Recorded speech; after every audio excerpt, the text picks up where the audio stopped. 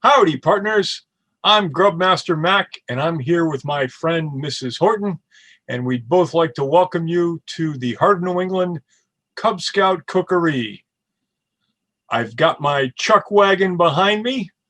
We're going to be putting together some great victuals for you to enjoy.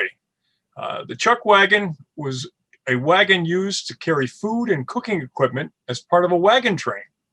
Wagon trains were common methods of transportation for early settlers of the United States and Canada, making their way across the prairies to new lands. They were also commonly used to feed traveling workers like cowboys and loggers. If you were a cowboy in the old days, there was nothing quite like the ring of the Chuckwagon dinner bell at the end of a long day of hard work. So, I'm glad you're here with us. I have many scouting friends that have contributed videos to show you cooking skills and other points of interest in food safety and preparation. So sit back and relax and enjoy the show. Hi Scouts, I'm Mrs. Horton and I'm really excited that you can be here for our Chuckwagon Cook-o-Ree. I'm really sad that we can't be meeting outdoors together, but it's really nice to be able to use our technology. But I want to remind you that the internet is a tool, and whenever we use tools, we want to use them safely and respect them. So I want to go through and read with you the Internet Safety Pledge, which you should be familiar with when you earned your cyber chip. So I'm going to go through and read them, and then I'm going to have you guys stand up, make our scout sign, and do the pledge with me. So the first one is number 1. I will tell my trusted adult if anything makes me feel sad, scared, confused, or uncomfortable. So now you guys stand up and repeat it after me. Number 1. I will tell my trusted adult if anything makes me feel sad, scared, confused, or uncomfortable. Okay, number 2. I will ask my trusted adults before posting photos or sharing information like my name, address, current location, or phone number. Okay, now you're going to repeat after me. I will ask my trusted adult before posting photos or sharing information like my name, address, current location, or phone number. Okay, number 3. I'm going to read it first, then you guys will repeat. Number 3. I won't meet face-to-face with anyone I meet in the digital world. Okay, I won't meet face-to-face with anyone I meet in the digital world. Okay, number 4, and I'm going to read it. I will respect the online property of others. So repeat after me. I will respect the online property of others. Good, we're almost done. Okay, number 5. I will always use good netiquette and not be rude or mean online. Okay. I will always use good netiquette and not be rude or mean online. Okay guys, that was a great job. So now we're ready to go have some fun on the internet, and I hope you enjoy our Cook-o-Ree. Okay, so now we can get started with looking at everybody's videos that they sent in. But you guys can also upload photos and comments to our Facebook event while this is going on. There are moderators, so we are going to be reviewing them before we actually post them so other people can see them. But go ahead and interact with this event. So our first video that we're going to show, a scout is reverent. So whenever we get ready to eat when we're out camping, we always say a prayer. So throughout our event, you're going to see several different people have submitted their videos of how they are reverent. It's everybody's favorite time of the day, meal time. So let's prepare for prayer in whatever way you see fit. is a repeat after me, Grace. This is a repeat after me, Grace. Heavenly Father, Heavenly Father, once again, we thank you for this blessing. We thank you for this blessing. amen. Amen.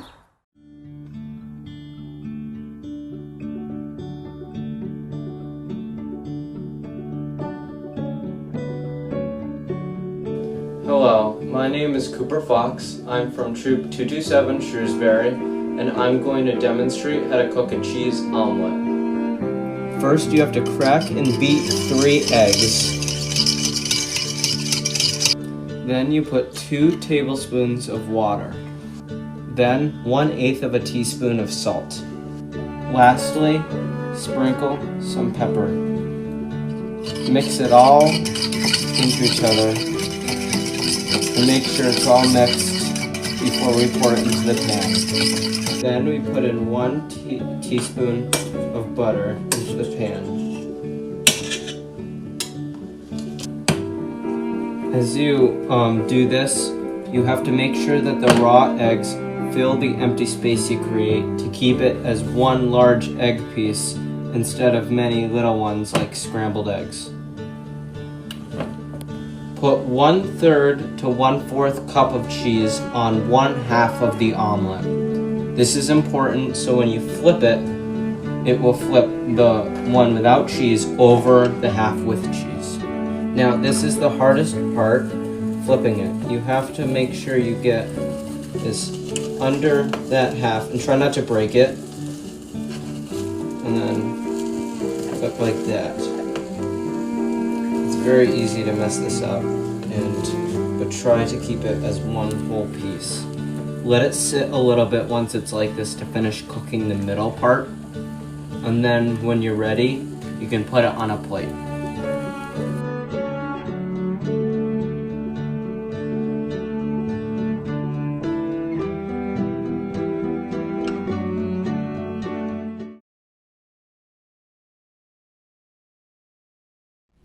Hi, I'm Shannon Lane, President and CEO of HealthWorks here in St. Louis, Missouri, and we're here today to talk to all the scouts about germs.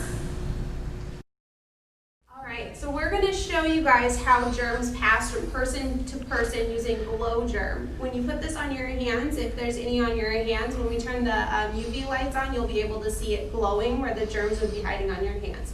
So I'm going to go ahead and give some to you now.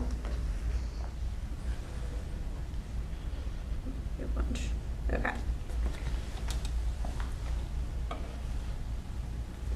Okay, so go ahead and rub your hands together so the germs get all over. All right, and now I want you to go to your friend right next to you and give him a big old high five. Good job. All right, now pass it on. Pass those germs down the line. Nice. All right, so let's go ahead and take a look and see if the germs made it from you to you just by giving high fives. So we're going to turn on the magic UV lights. So look at your hands. Do you guys see the germs that have passed all the way down? Okay, now that we've spread our germs from person to person, let's go ahead and wash all those off. So everybody turn on your water and get your hands nice and wet under the water.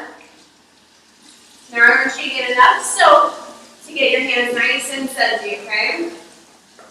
So for 20 seconds, you're going to scrub the fronts of your hands, the backs of your hands, in between your fingers and under your fingernails, okay? And that's the time it takes to sing Happy Birthday 2 times. So let's sing that together, okay? Happy birthday to you. Happy birthday to you. Happy birthday, happy birthday, happy birthday to you. Again, happy birthday to you. Happy birthday to you.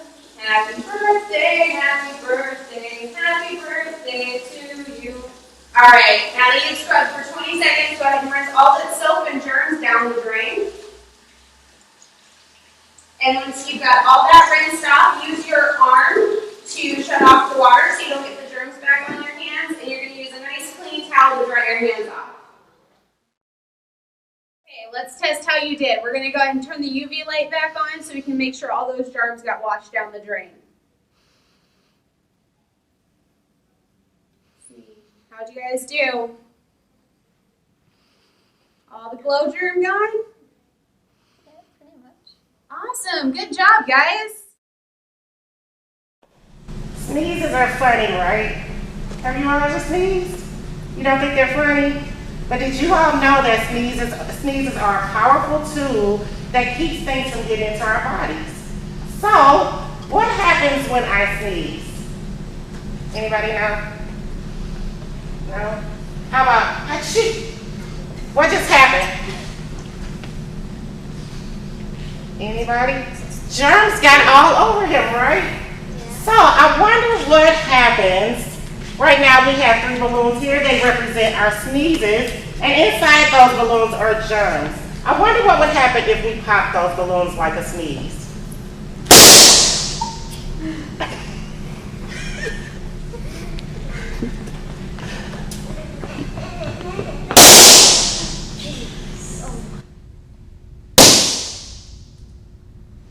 Wow, those germs really spread pretty far, right?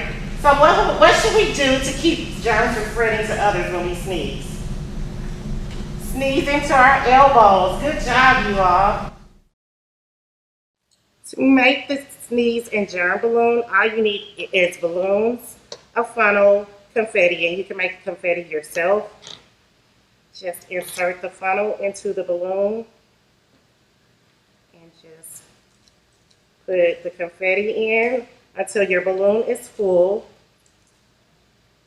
And last, blow up the balloon.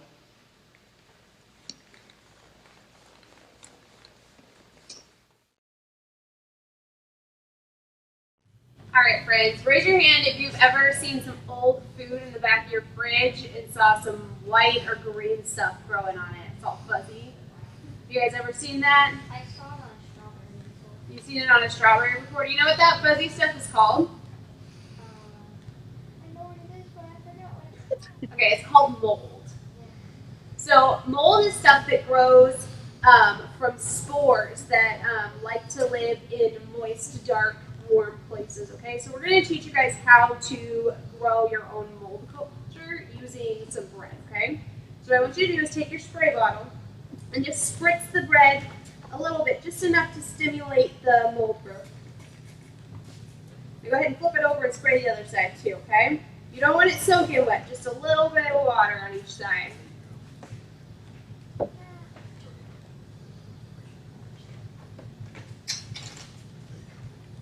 Alright, when you got it a little damp on both sides, go ahead and take your bread and you're going to stick it in this sandwich baggie here, just like this, okay?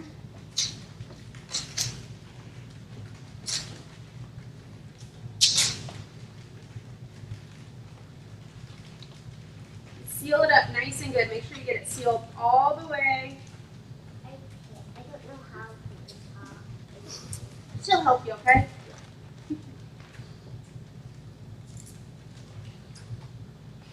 Alright, so what you're going to do with this is you're going to take it and you're going to leave it somewhere that's warm, like a cabinet, and you're going to leave it for probably just over a week. About 5 days you should see some stuff start to grow on it, and around 7 to 10 days you're going to have a whole bunch of mold growing on here, okay?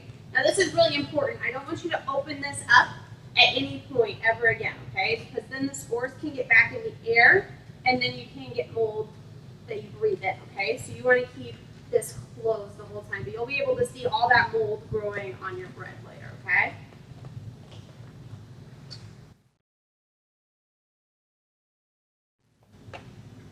Okay, you all know what mucus is? Yeah. Do you? Yeah. What is it? Comes out of your nose. It comes out of your nose, but we kind of call it snot sometimes, right?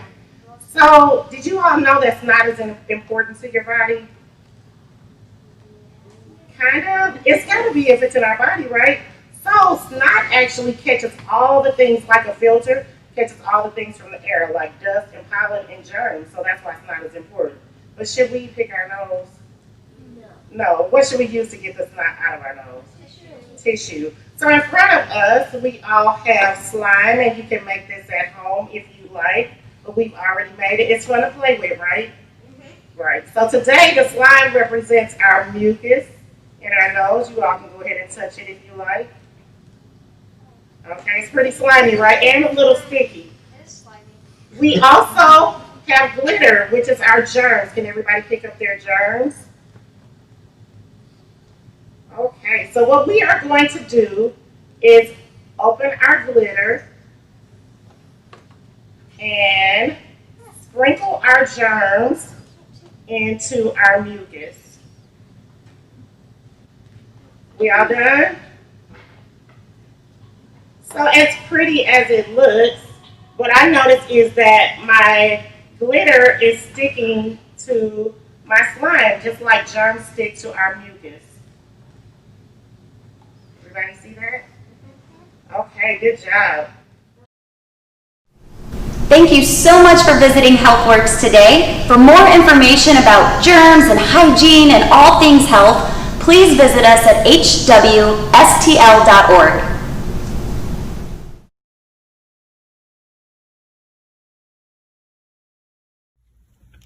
Baruch atah Adonai, Eloheinu melech ha'olam, borei pri hagafen. Blessed are you, Adonai our God, ruler of the universe, who creates the fruit of the vine. Baruch atah Adonai, Eloheinu melech ha'olam, hamotzi lechem min ha'aretz. Blessed art you, Adonai our God, sovereign of the universe, who creates bread from the earth. A scout is thrifty. Here's Ollie teaching us how to use leftovers to make an omelet. I also have to say, this scout is also very cheerful, very friendly, and very helpful.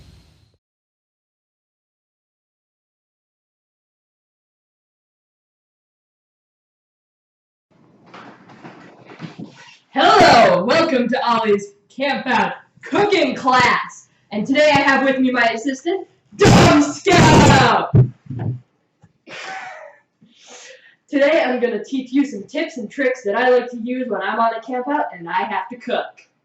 Step 1, always start cooking earlier than you have to, or you'll be so hungry you won't be able to cook. I should have started breakfast earlier. Another tip of mine, don't use too many dishes, because you're the one who's going to have to wash all of those dishes.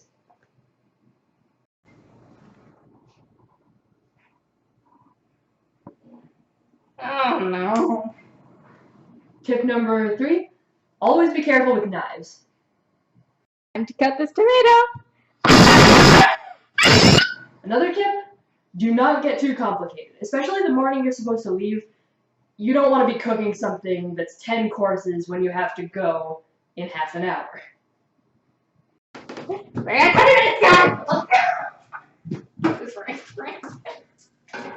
On the other hand, don't just make the same meal every day. That's really boring and you'll never want to eat. Sandwiches again. My last tip for today, pre-measure ingredients whenever you can so you don't have to bring whole containers of heavy stuff.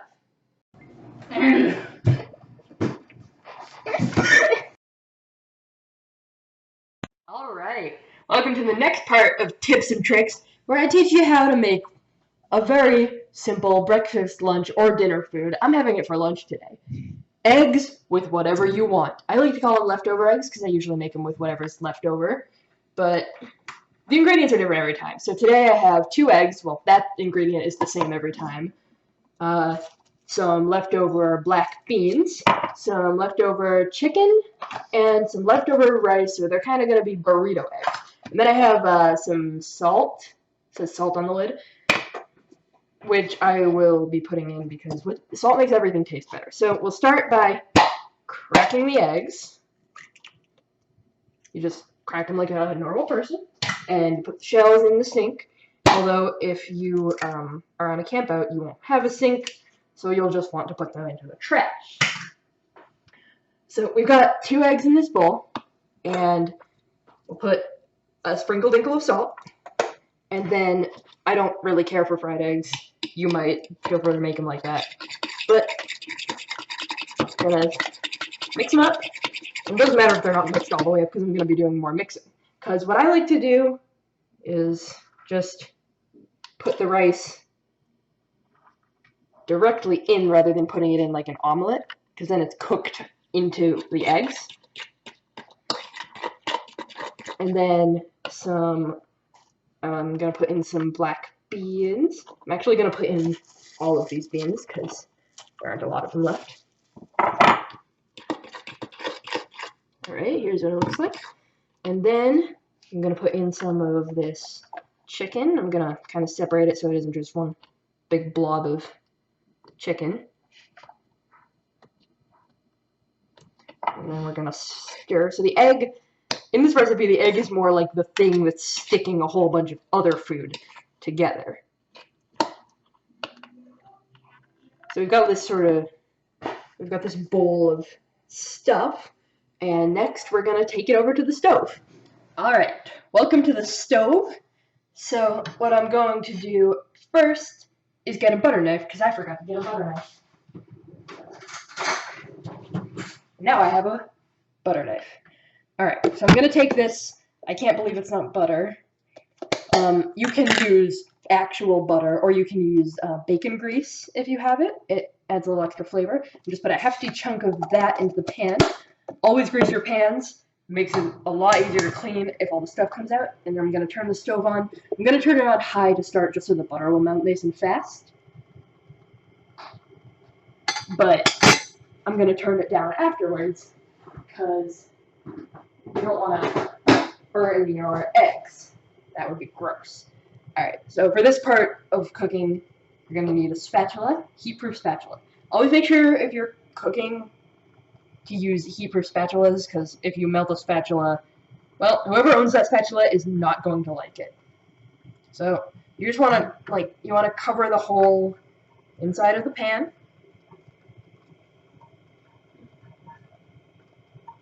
And you can kind of smear it around with the spatula.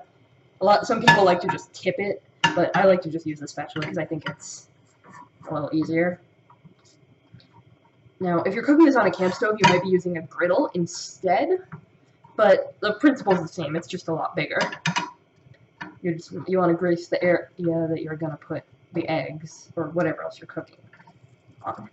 There's some things that you don't need to grease, like if you fry salami, that makes it taste a lot better, but salami's already kind of greasy. Okay, that's starting to bubble now, and so I'm gonna turn the heat down. You have to look out because this can kind of splatter a little bit, so careful you don't burn yourself. And I'm gonna put down my spatula. I'm gonna take my eggs, which I've placed right here, just pour all that mess into the pan.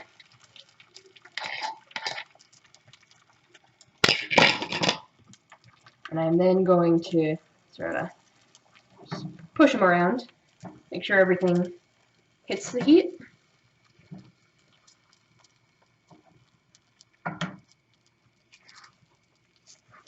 Yeah, just kind of scramble them like you would conventionally scramble an egg. You see uncooked parts? Just try and get them onto the heating surface. And you'll notice, it's not sticking to the pan. That is because I greased it very liberally. I greased it probably a little extra, because if you grease it a little extra, then there will be some butter in the eggs, and that cannot possibly be a bad thing. Another extra tip for you: butter makes everything, literally everything, taste better. Okay, I'm starting to realize that this isn't so much eggs as like a burrito filling held together with eggs. Oh, another tip. Breakfast burritos, really easy. Just make eggs and stick them in a tortilla.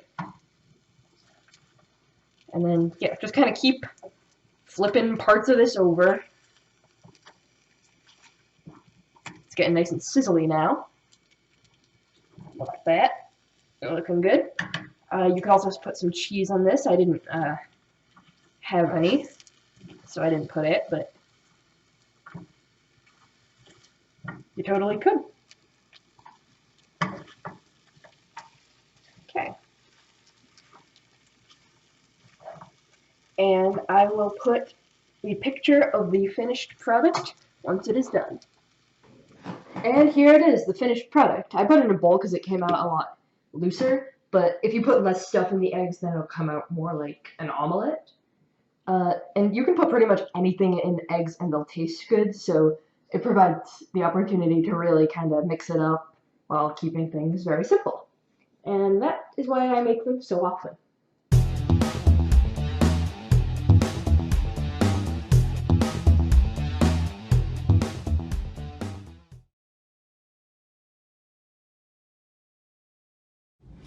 Hey guys, I'm Becky with Becky's Mindful Kitchen, and today we're going to cook some pasta, but we're going to have a really fun twist on it, in that the ingredients I'm using to make this pasta are all local to where I live here in the Midwest. So I'm using eggs that I just got from the chicken coop this morning. I'm using flour that was milled and grown locally here in Iowa, and I'm also going to be using some basil that I just picked outside too. It's really awesome when you can cook with local foods, no matter where you live. All right, the ingredients you need to have out are some eggs. I'm just gonna use 1 egg today, but if you're making this for, let's say yourself and maybe like a sibling or some parents, you can go ahead and use 2 eggs, okay? You're also gonna need some flour. Just regular all-purpose flour is fine. I'm going to use probably about a cup of flour total, so you don't need a lot. You're also going to want to use some salt, and you're going to need a rolling pin to roll out your dough. You will be boiling the pasta, so maybe that's the step that you might need the help of someone older in your household to help you with. The pasta only cooks for like 2 minutes, so it's really fast to cook, but it takes a little bit longer to make. I'm going to use a fork. I'm going to use either a pizza cutter to cut out my shapes, or if you have a rectangular cookie cutter, you can use that, or a knife. Anything really works, and it's a great chance to be creative another time. All right, cracker egg into our bowl. All right, now we're gonna take our salt. You're gonna do 2 big pinches of salt. And I want you to have fun with that. Don't just go like that. Bring your hand up a bit and then boom, really get in there, all right? So 2 pinches of salt. Next up, fork. You're gonna beat your egg. When we beat our egg, what we do is we are totally mixing together the yolk, the yellow part in the middle, and the whites, okay? You don't wanna see any kind of separation of that. So beat it really good and become a nice yellow color. All right, last ingredient, the flour. You're gonna start by adding about a 1/2 cup or so of flour. Again, no exact measurements needed, to your bowl. All right, so I've mixed in some flour. I did about a 1/2 cup, guys, for 1 egg. You will keep mixing in flour until your dough becomes really kind of hard and sticky and kind of gathers around the fork like this, okay? Then you're gonna, once it's like this, see how it's kind of goopy? You're gonna add a little bit more. Shake it in there, and then we're gonna add some more on our counter. And a little bit of a pile there. You're gonna scoop your dough onto your counter. Make sure you guys' hands are clean, all right? So we're gonna get our hands working on this part. You're gonna gather your dough together into a ball, all right? Again, I just have 1 egg, so it's kind of a small ball. We're now gonna knead our dough. If your dough is super sticky, where it's like, ugh, sticking to your hands, all right? First off, kind of scrape out everything you can, wash your hands up, and then add more flour, okay? You do not wanna add too much flour right now. So what I'm gonna do is I'm gonna take my dough, I'm just gonna kind of dab it in my pile of flour, and I'm gonna start kneading it. You can kind of just use your fingers, okay? To stretch your dough out and turn it, stretch and turn, okay? And what we're doing is we are just working our dough so we can get a nice stretch to it, and it comes together in a nice soft ball. The next step is letting this rest. You're gonna let it rest. You can just put it on the counter, put some saran wrap over it, or like a damp paper towel, and let it sit for about 5 minutes. You can also get your water boiling. You're gonna be boiling water with salt added to it. So our dough's rested for about 5 minutes. Now it's time to roll it out. I'm gonna make sure I have plenty of flour on my counter so the dough doesn't stick. And then I'm gonna get my rolling pin. I'm gonna put just a little bit of flour on there too. Our goal, guys, while we're rolling out our dough, is to get it as thin as possible. Okay, so for bow tie pasta, we're cutting out a rectangle. You're gonna take your 2 fingers, just like we did with our pinch of salt, okay, so we only use 1 finger, and you're gonna take your dough in the middle and you're gonna pinch it, and ta-da, bow tie pasta, all right? You can choose what size you wanna do, how you want to look. You can play around and create your own style of bow tie. Maybe you have a better way of doing it than that. And if you do, that's awesome. We have boiling water, okay? Boiling water means we're gonna have the big bubbles coming up. You will put your pasta into the water. The great thing is even though the dough took a little bit longer to make than perhaps just getting a box of bow tie pasta open and doing it that way, it only takes 2 minutes to cook. So we have some of our pasta boiling. Now I want to do something to dress it up a little bit. Presentation is important. So I went and grabbed some basil. All right, I have them kind of stacked up, not neatly. All right, I see that. I'm gonna roll them up like this. All right, and then I'm gonna take a knife. I'm gonna just cut through. So we're gonna have nice little strips of basil. I'll grab some oregano from the herb box too. Our pasta's been boiling for 2 minutes, so I'm gonna go ahead and pull it out. I'm gonna use a slotted spoon for that, or I'm gonna take some of my pasta. There, I'm gonna grab my fresh basil. Grab some olive oil, guys, and drizzle some olive oil on top. Grab some salt, sprinkle some salt. And we got pasta. You could throw cheese on top, you could throw spaghetti sauce on top, whatever you wanna do, or you just leave it nice like that. Have fun decorating the sides of the plate with some more fresh herbs. Bring it to your parents. They will be shocked. They will love it. They will think you are the best child in the world, okay? That's how you make fresh pasta. I hope I can hear about some of the great things you guys do with your pasta. I hope you have great success. I hope you have a wonderful, wonderful time in the kitchen cooking, and I hope to see you guys again. Thanks.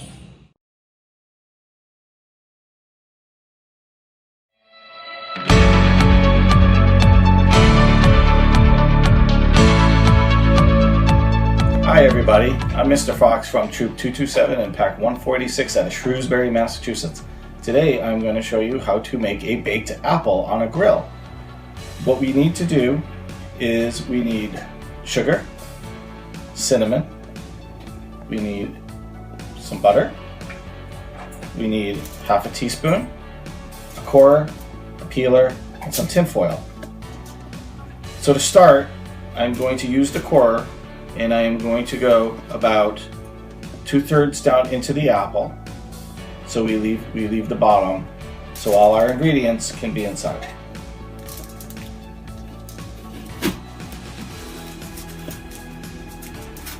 If you don't have a corer, you can use a knife.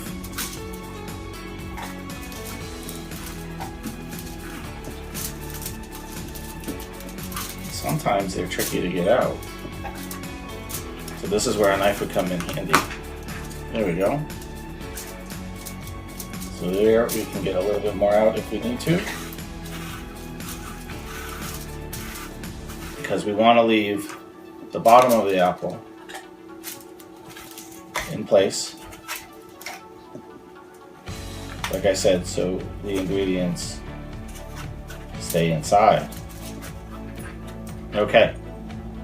So your apple should look like this. And see, there's the bottom, so nothing falls out. So what we're going to do next is we are going to take a half teaspoon of sugar.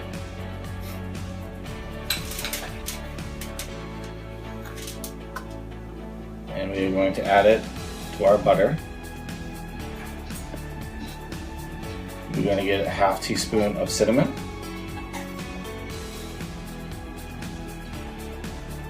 And add it to our sugar and butter. I'm going to take a fork and we're just going to mix everything up now. This is going to go inside the apple. So when it melts, it's going to be delicious. So once that's mixed, we're going to take our peeler. And what we're going to do is we're going to very carefully peel just the center strip of the apple. This is going to help when the apple starts to heat up, it's going to expand. And by peeling the center of the apple, we're going to make sure that it doesn't explode. Okay, so here we go. We have it all centered. So now we're going to take the ingredients and we're going to put it inside the apple.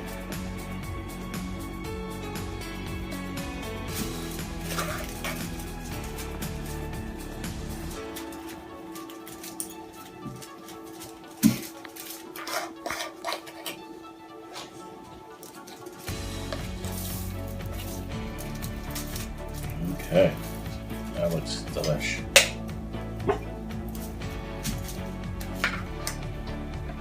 So our next step will be to remove all this stuff off our workspace. So we're going to put the apple in the center of our tin foil. And we're going to just wrap it. Now, if you've done foil packs, this is the same type of procedure. You're going to wrap it up, because then what we're going to do is we're going to put it on heat. Alright, so our next step after we have everything sealed in our tin foil is we're going to put it on the heat. Okay, so we're going to put it on a grill today. You could use a campfire if you're out camping, but all you need really is a heat source. So we're going to let this sit in the grill for about 10-15 minutes or so, and we're going to let it bake.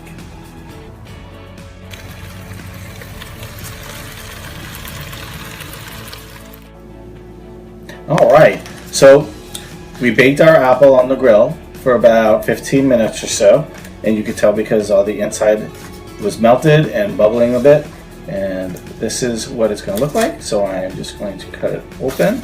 Now be very careful because it's hot. You want to use a sharp knife, or you could use a spoon and you could just dig it all out. But I am going to cut it open just so you can kind of see what everything looks like. Now look at that. That looks yummy. I hope you enjoyed it, and we will see you soon. Bye-bye now.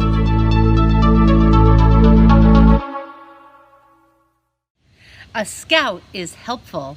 Here's a scout from Troop 163 teaching us how to make pizza bagels. For tonight's dinner, we planned pizza bagels, so I'm starting by buttering the bagels to prep for them being toasted.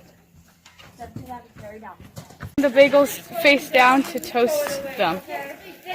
I'm checking the bagels to make sure that they're toasted. That one's done. I'm now adding the sauce to the toasted bagel.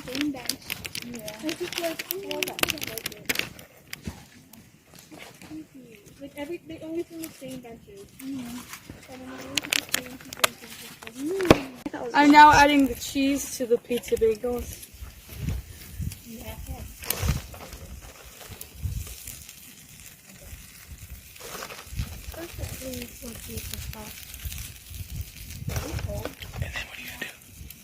And now I'm going to let them cook until the cheese is melted. I'm now saucing the top of the bagel. I just heard that and I heard you guys laughing. I'm going to put it...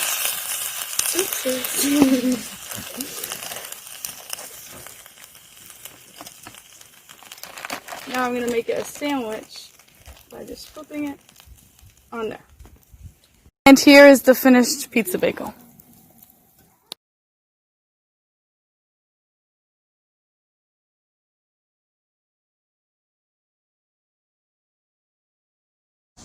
Hey Scouts, my name's Dallas. That's Sebastian. And we are here in this beautiful garden today, and the reason we're in this garden is today we are going to talk about plants. We're going to grow a couple different kinds of plants.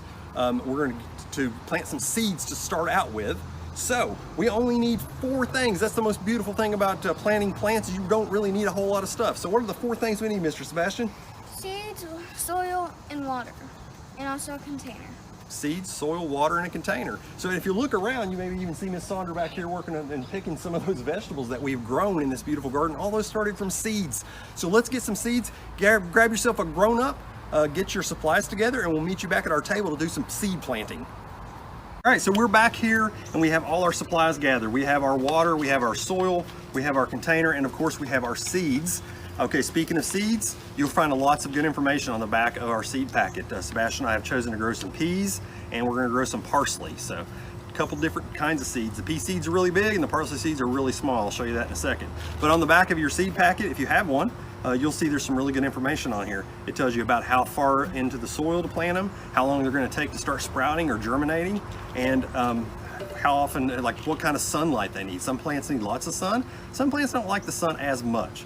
So let's go ahead, and our first step is to fill our cups with soil, our favorite thing. The plants love the soil and we love the soil. So let's go ahead and make that happen. Sebastian's gonna fill his cup up. I'm gonna go ahead and just use my hand. That's one of the cool things about gardening is you get to get your hands dirty. So I like to have my hands in the soil. And this is just standard potting soil. We just picked it up at the store.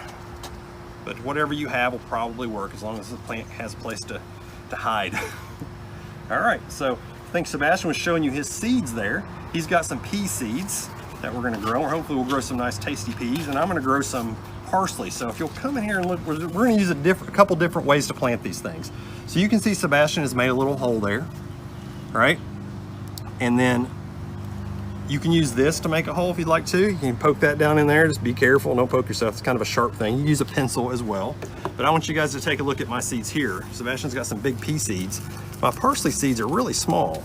So I'm going to, instead of poking a hole into the soil and putting them directly in there, I'm just gonna sprinkle them on top. That's called sowing the seeds. So we're just gonna sow them on there like that. And then I'm just gonna sort of mess its hair up here on top to get those seeds just about a 1/4 inch down into the soil, which is what the package says that they need to be. So we've got that. So we're gonna go ahead and put our seeds over here out of the way. All right, Sebastian, what do you think we should do next? Water them. Water them, right, because the seeds need a few different things to germinate or to grow up. So while you're watering, Sebastian, while we're doing this, why don't you tell me what you think? We used a big word, germinate. What do you think that means? I think it means that we need to What is germinate? wait until the seeds wake up. Yeah, they just wake up. It's like it's time to grow, and those seeds need some moisture in this water that we have. They need soil to grow up in, and they need some warmth.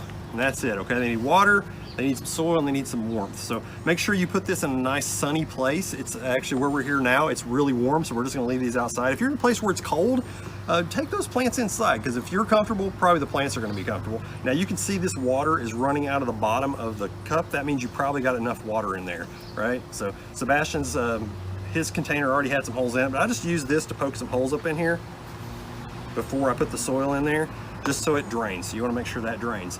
So let's keep these guys in a sunny place. Let's keep our journal just so we can see how this plant grows. We can share that with our den or our family, and we can take a picture or draw a picture of our plants as they grow, and hopefully these things will sprout and be nice and lovely in just a little bit. Be patient, give them some time to wake up, and good luck with your seeds.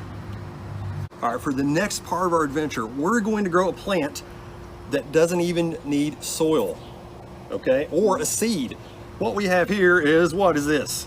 It's a sweet potato. A sweet potato, that's right. We just got this sweet potato at the store. It's your garden variety, run-of-the-mill old sweet potato that we have here. And with any luck, we're gonna get this sweet potato to make some roots and have some green sprouts coming out of the top. So in order to do that, we have to put about half the sweet potato in the water, right? Mm-hmm. Yeah, so we're just gonna let it lounge out here in the water, and we're gonna just put it down into the water like so. The important thing is you just need to have a container. I chose the jar I actually used just to water my seeds a minute ago. But if you have a cup or anything that you can just fit your sweet potato in, so it'll fit about halfway down in there. And then Sebastian is gonna show you, in order to get that sweet potato to stay like that, I'm gonna hold it, and he's going to poke those toothpicks in there, just like so. There you go. Put one over on that side, and you can use 3 or 4 toothpicks. It's up to you, whatever holds it up. There we go. And then more on that side. There we go. And he's got one more we're gonna poke in there, and this is gonna support this sweet potato in the water. So you can see it's about halfway in and halfway out. So we'll have some roots coming off the bottom, and with any luck, our sweet potato will start growing these little sprouts coming out of the top. So just keep that nice and keep the water filled up here, and then make sure you're keeping your journal and you're showing your den or your family what that's going to look like. So it's going to be a really cool thing. Give it some time. Be patient with this. It's going to take a little bit of time to get going, and then you can show off your sweet potato. Then what do you think we should do with the sweet potato when we're finished? We recommend not planting it. Well, planting it. but if you want to, it can overgrow this and it can sometimes pop out. Yeah, it can get bigger, is what you're trying to say, right? It'll be bigger. So you don't necessarily need to leave it in the jar of water once it starts sprouting. You can put it in a nice basket or something, and it'll make these beautiful vines, which I'll show you. Or you can actually put this in the ground and you can grow more sweet potatoes to eat. So you can turn this one sweet potato into several that you could eat. So good luck with your sweet potato. Scouts, thank you so much for joining us on this adventure. I know Sebastian and I had a really good time with our sweet potato and our seeds, and we're hoping to see those things grow up big, nice and tall. Keep up with those things. Make sure you're doing your journal and taking your pictures or drawing your pictures so you can share those with your den or your family. And then keep those plants moist and wet, all right? You want your sweet potatoes submerged in that water, and you want your seeds to have enough water so they can grow up big and strong. So thank you again on behalf of Sebastian and myself. Good luck, happy planting.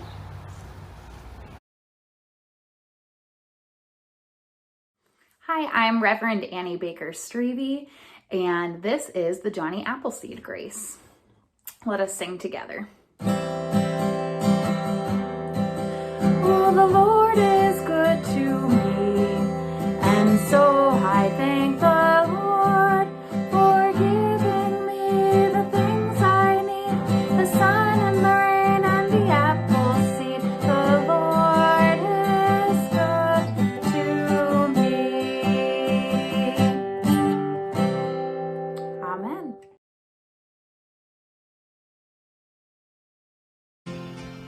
Hello, Cub Scouts.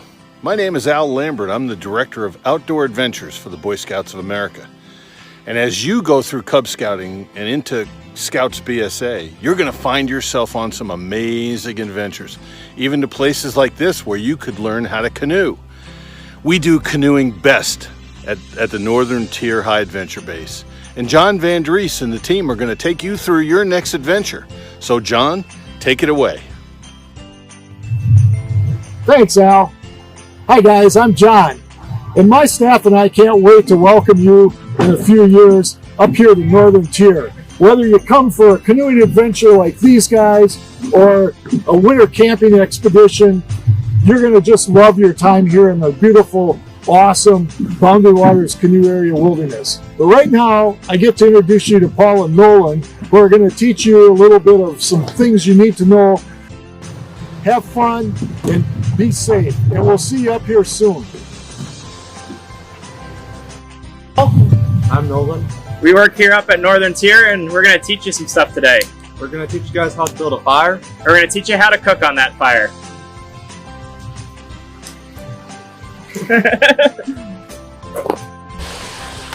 So, to build our fire today, we're going to be using a log cabin technique. No, not like that one. We're just going to build it here in our fire pit.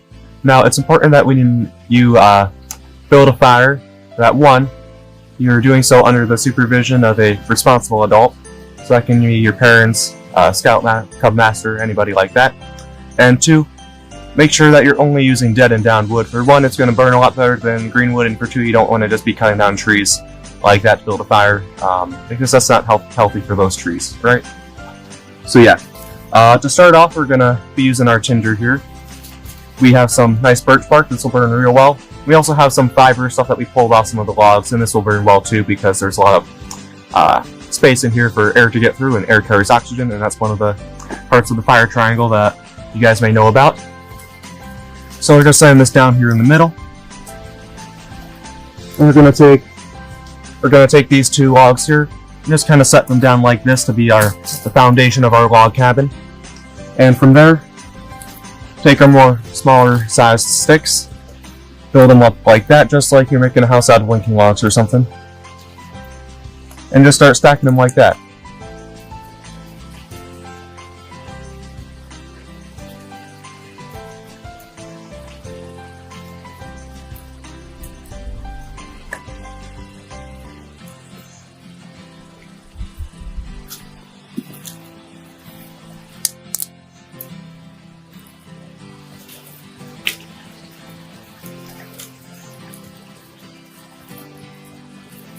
And set those on top there.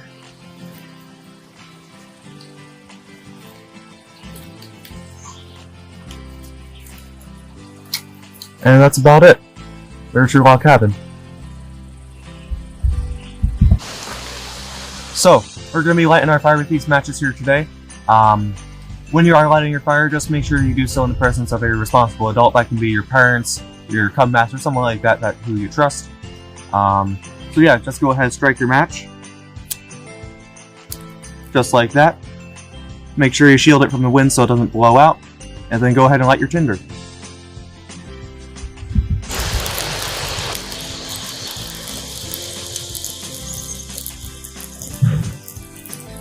Alright, we're going to teach you how to make one of the most classic on-trail Northern Tier dishes. If you come up here and go fishing, you might just catch one of these guys. We're going to teach you how to make a lemon-peppered walleye.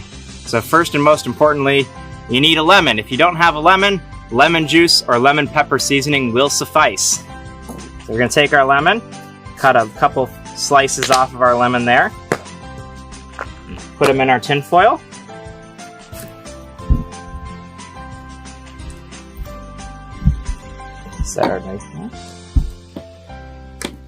Now normally we might have a fresh walleye, but we have these nice walleye fillets today to show you guys. So we're going to take our walleye fillets and lay them down inside our tin foil right here. Just like that. I think I can fit a couple in there.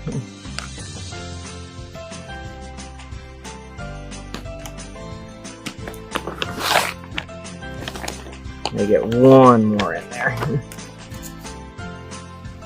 Now, you need some salt and pepper. Just put a little bit of salt all on our fish there. A little bit of pepper. And you want to flip them over. Make sure you get both sides.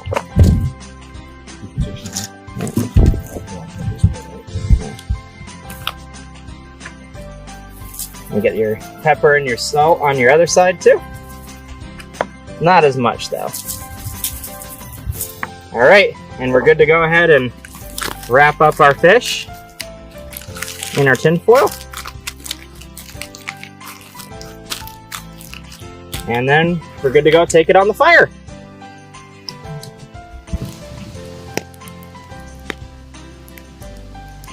Alright guys, we're going to show you guys how to make one of the simplest hobo dinners that you can, wrapped in foil, stuck in your campfire.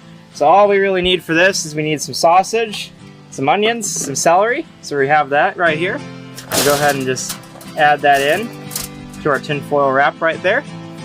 And get some potatoes. Everybody likes potatoes. Potatoes are pretty good to have. So just put some of those guys in there. You also need some vegetables. So we're going to add some green beans into our hobo dinner there. Salt and pepper is important. Have a good seasoning, so add some salt. Add some pepper. Now you want to wrap this so that way you don't have a lot of stuff leaking out. So I like to come across, and across again, and then fold up my sides. Almost like you're wrapping a Christmas present, because it's a Christmas present to yourself. Then we take our little dinner here. We're gonna walk it over to our campfire. And we're just gonna gently set it down inside. And be really careful, because the fire is hot and you don't want to burn yourself. So if you're nervous about it, ask a cub master or an adult for help. Walleye is a big part of Northern Tier, so we're gonna check on our first dish here. This is our walleye. We've been cooking it for a little while now. Let's have a look. Be very careful opening these so you don't get yourself hurt. Oh yeah. Look at that. There's our walleye. Looks pretty ready to eat to me. Alright, I just pulled our hobo dinner off the fire and let's take our first little peek at it. Ooh, that looks just about right. We've got a full meal right there. We've got our sausage, we've got our potatoes, we've got our green beans, and we got some celery and onions in there. One of my personal favorite tinfoil dinners on a campfire. It's one of the easiest ones to make. So for dessert, what we're gonna do is we're gonna cook some cinnamon rolls. And the best way to do that over a campfire is to take your cinnamon roll like this, and you'll notice that it kind of peels apart into one long strip. So that's what we're gonna do, just kind of peel apart like this. Now for this stick I have here, I find that about this much is good. So we'll take that, set this off to the side, we can cook that later. And you're just gonna kind of thin it out with your fingers. Let's just make sure it's a bit easier to cook evenly. So thin it out like this. And we're gonna take our stick, which we've whittled down to a nice clean, past the bark, a nice clean area of wood. We're just gonna take this and start wrapping it around in a spiral shape. Just take that, go around and line up the edges. See how that goes? Just spin it around like this.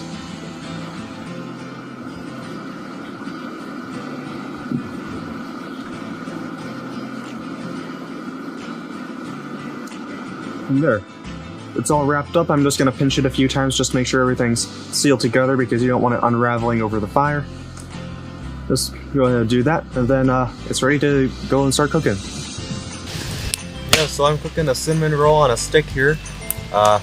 Over in Norway they call this pinebrød, which just means stick bread, so pretty self-explanatory, but the key here is 1, thin dough, and 2, patience. You're going to have to cook this reel for 5 or 6 minutes, and keep it up high so it doesn't get too hot.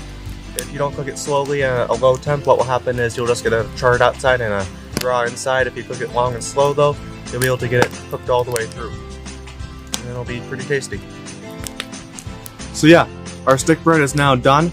As you can see, it looks like it cooked pretty well. That nice golden brown color is what we want. I'm just going to tear off a piece and try it. First you gotta dip it in the icing. There we go. And yeah, it's cooked all the way through, so it's not doughy or anything, but we also didn't burn the outside, so that's good. It just tastes like a normal cinnamon roll, except better because we made it ourselves and all that. Yay. Thank you for joining us as we taught you how to make your own campfire. And cook a nice meal over it. We hope to see you up here in the Northwoods at Northern Tier someday.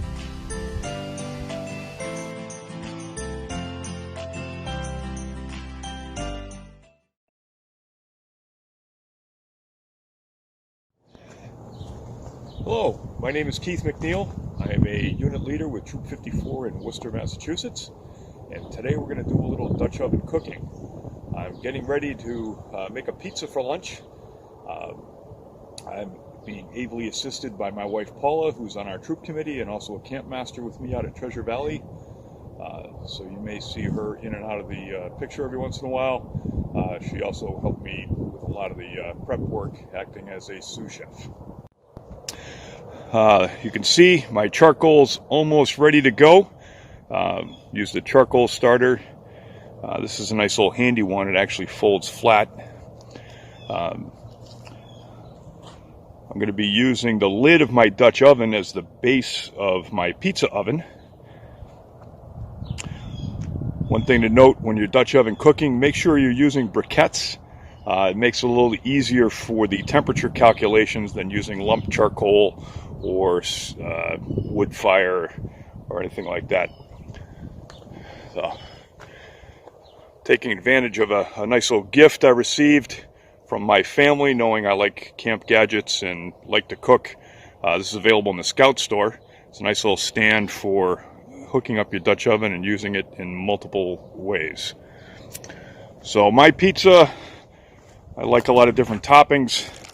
So today we've got some mushrooms, some shallots, some poblano peppers, little Italian sausage that's been pre-cooked, some slices of pepperoni. I got a jar of sauce, and I've got some anchovies. It's only going to go on half the pizza because my wife doesn't like anchovies. For dough, since I've got time at home and a bread machine, I made my own dough, but you can also buy pre-made dough or use a can of croissant rolls. Just unroll them, put them on the base to make your crust, and then add your toppings. There's also things like bobbly flatbread and other types of packaged flatbread that you can use if you don't want to make your own dough. While I'm getting my dough ready, I'm preheating the pan. You notice I've got the Dutch oven inverted. I found an app to use on Android. There's also some for iPhones that will actually help you calculate the number of coals you need. It's handy to have. In this case, I'm using a 425 oven, so that was 7 coals on the bottom, which are going to be in my charcoal tray there, and then 23 more on the dome of my pizza oven. So you can see I'm using the lid as the base of my dome. I put a little cornmeal and cooking spray on there to help prevent the dough from sticking. So the tray of charcoal will go underneath this, and then the dome with the charcoal will go on top. And of course, I've got a pair of gloves to handle all this. I have my dough stretched out on the lid from the Dutch oven, and I'm getting ready to load the toppings.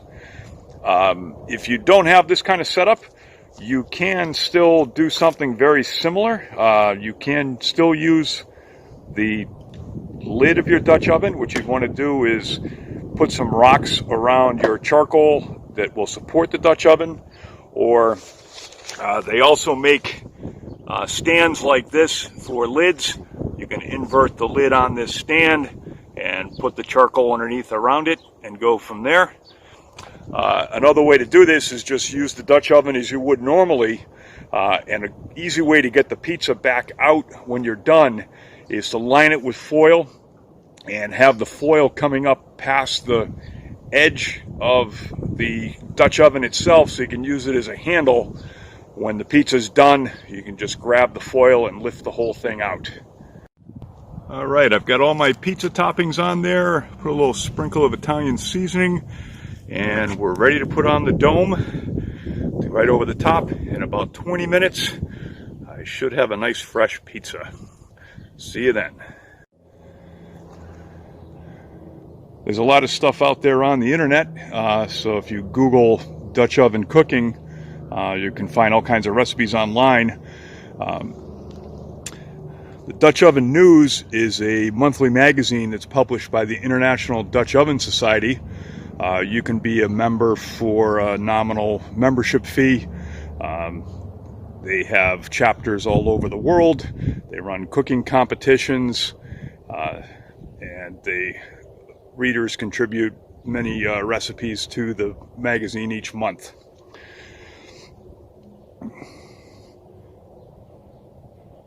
Here's the Dutch oven cooking, camp cooking. My girls were Girl Scouts and they had this cookbook. Camp Dutch Oven Cooking is published by Lodge, the manufacturers of a lot of cast iron cookware. And this is one of my favorites, the Scouts Outdoor Cookbook. It's a collection of recipes submitted by Scouts and Scouters and compiled. They have sections for each meal, and then it's broken down in categories for the cooking method. So there are several, you can see, that have an icon with the Dutch oven on there, and you can use these for Dutch oven recipes. Most of them are fairly simple. They're easy for Scouts to cook on a cookbook, on a campout. So look for that one. They also make a recipe card version of this one. All right, it's been about 20 minutes. The cheese is starting to melt, but it looks like the crust could still use a little more cooking. So we'll put this back on for probably another 10 minutes and check it. It's one of the things with Dutch oven, it's not an exact science. Weather conditions will have an impact. If it's breezy out, it's going to be sucking away heat from your setup. So it may take a little time. So just be prepared and be patient. And here we go. The cheese is melted. The crust is puffed up and getting crispy. And we're ready for lunch. You notice I've moved it inside my fire pit. It is a breezy day, so this helped contain some of the heat. I did add some more charcoal to the fire pan underneath. This particular cooking setup, there is a little more space for heat loss than there would be in a campfire pit with the Dutch oven turned the other way around. So I would suggest adding more charcoal. But again, your mileage may vary. Temperature conditions, wind, things like that always play a role in the timing of any Dutch oven recipe. So keep some extra charcoal lit on the side to add if you notice that things aren't cooking as quickly as you like. And you can always adapt. I hope you enjoyed this and learned a few things about Dutch oven cooking that you didn't know before and may want to try a different recipe in the future. Thank you again. A scout is cheerful. These are scouts being cheerful because they're making pie at home.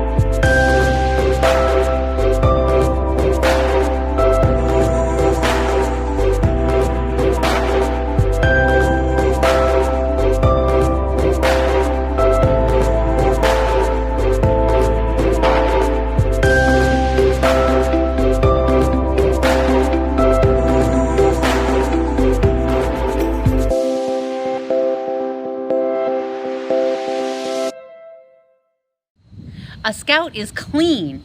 Here's Troop 54 showing us how they stay clean on a campout. Hello, this is Troop 54 of Worcester, Massachusetts. Our Senior Patrol Leader Taylor is explaining to one of our newer scouts the 3-bucket method for washing dishes on campouts. And here's Taylor. Okay, so our 3 buckets. One is our washing bucket, so this is this one. Then we have a rinsing bucket right here and a sanitizing bucket. Our washing bucket is to wash every grime particle off our dishes, like you see here. Our rinsing bucket is to rinse off the water from this bucket. And then we place our, I forgot what they're called. We place our dishes into the sanitizing bucket. All right, what do we make sure we do before we even start washing? How do we want our dishes? We want to make sure that we have water in our 3 buckets, Yep. and make sure that we're washing the dishes that are dirty and not clean. All right. Do we want lots of gunk and grease and food, leftover food in our dishes before we start to wash them? No, we do not. So if we have food, we want to scrape it all off into our trash. And if we have grease, we want to put hot water on it and put it into a grease can that we have. So make sure if there is some grease on it, we're going to take some hot water and pour it on top of the grease. That went wrong. And now scrape the grease off. All right. And what makes our sanitizing bucket sanitary?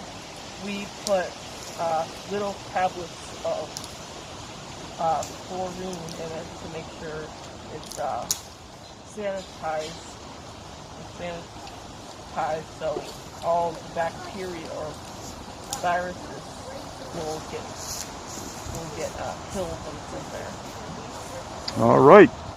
Thank you, Troop 54. I really hope you guys have enjoyed our event today. And I just want to remind you, a scout is. That's the most important part. You guys participated, and go out now and do a whole bunch of Cub Scouting and enjoy. Yeehaw! That was some good eats and a lot of good fun. I hope you all learned something today and enjoyed our program.